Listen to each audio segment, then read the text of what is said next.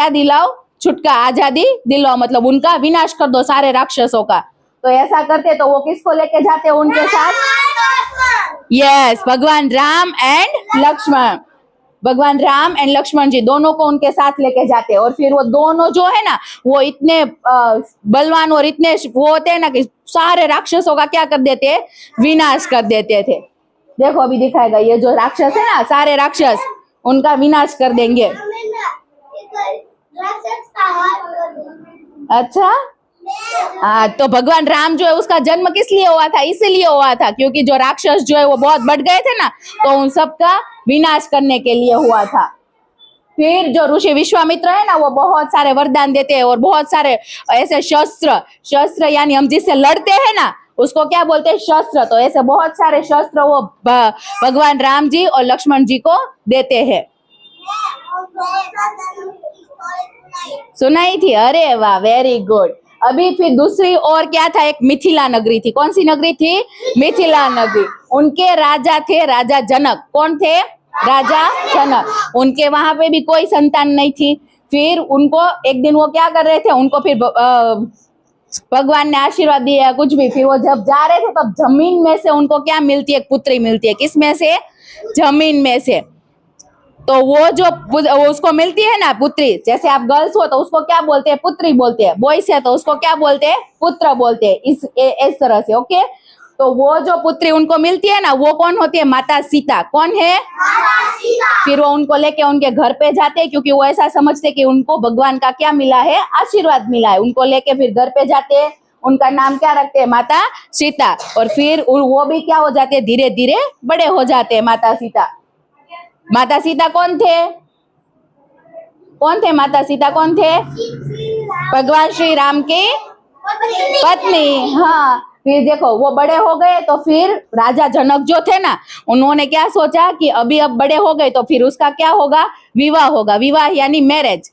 लगन में जाओ ना, हाँ, तो विवाह यानी मैरिज। तो फिर उनके मैरिज करने थे, विवाह करना था। तो पहले के समय में क्या होता था कि जब भी विवाह करना हो ना तो आसपास के जितने भी राजा होते थे ना सबको क्या करते थे? वो वहां पे स्वयंवर में बुलाते थे। स्वयंवर यानी कि मुझे विवाह करना है तो मुझे जिसके साथ विवाह करना है मैं उसको खुद क्या करूंगी? हाँ, सिलेक्ट करूंगी, इस तरह से, ओके। तो ऐसे ही स्वयंवर हुआ माता सीता का। बट उसमें राजा जनक ने एक शर्त रखी थी। कौन सी शर्त थी वो? कि ये जो धनुष आपको दिख रहा है ना वो शिव धनुष है। कौन सा धनुष है?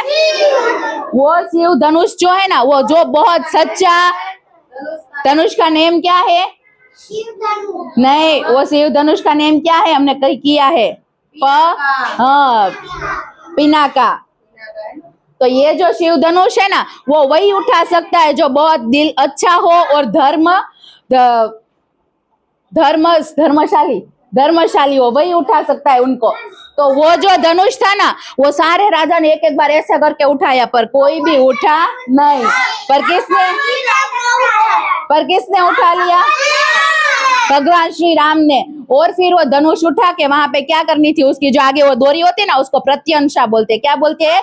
प्रत्यंशा। तो वो प्रत्यंशा उसको क्या करनी थी? चढ़ानी थी। तो वो कौन किसने कर दिखाया? भगवान श्री राम ने। और इसीलिए भगवान श्री राम के साथ माता सीता का क्या हो जाता है? विवाह हो जाता है। वो फिर विवाह करके अभी देखो ये पूरा स्वयंवर दिखा रहे। वो बहुत सारे राजा आए हैं, ये जो है ना वो बहुत सारे आगे बैठे हैं, ये वो सारे राजा वहां पे स्वयंवर में आए। फिर वो बारी बारी से सब क्या करेंगे? वो शिव धनुष देखो अभी माता सीता और फिर भगवान राम का क्या हो जाएगा? विवाह। फिर विवाह करके वो वापस कहाँ पे आ जाएंगे?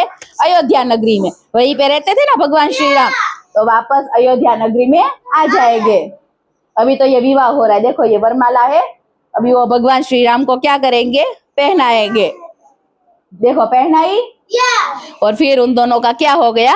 विवाह हो गया। फिर वो कहाँ पे आ जाते हैं? अयोध्या में। फिर अयोध्या में यहाँ तक है बाल कांड। कौन सा कांड था ये? बाल कांड। अब स्टार्ट होगा अयोध्या कांड। कौन सा? फिर उसके बाद क्या होता है? बहुत समय ऐसे ही बीतता जाता है। फिर राजा दशरथ जो है ना वो क्या हो गए? वृद्ध हो गए। क्या हो गए? वृद्ध हो गए। फिर उन्होंने क्या सोचा कि अब पहले के टाइम में क्या था कि राजा वृद्ध हो जाते थे ना, तो वो क्या करते थे, फिर उनके जो पुत्र है उनको क्या कर देते, राजा बना देते थे। तो वैसे ही राजा दशरथ जो है, उनके पुत्र कौन थे, बड़े पुत्र कौन थे, प्रभु श्री राम। तो वो भी ऐसा सोचते कि अब मैं क्या कर दूं, मेरा ये जो राज्य है वो सब कुछ किसको सौंप दूं, प्रभु श्री राम को। तो ऐसा सोचते, वो बात पता चल जाती है, उसकी दूसरी पत्नी थी ना कैकेयी, उनको पता चलती है। तो वो कैकेयी जो है ना, उसकी एक दासी थी, वो दासी वो मूवी में देखते विलन होते हैं ना, वैसे ही वो थी दासी, मंत्रा। कौन थी, मंत्रा। दासी दासी जो काम करते ना, हमारे यहाँ पे नौकर होते ना, उनको पहले के टाइम में दासी बोलते थे। क्या बोलते थे, दासी।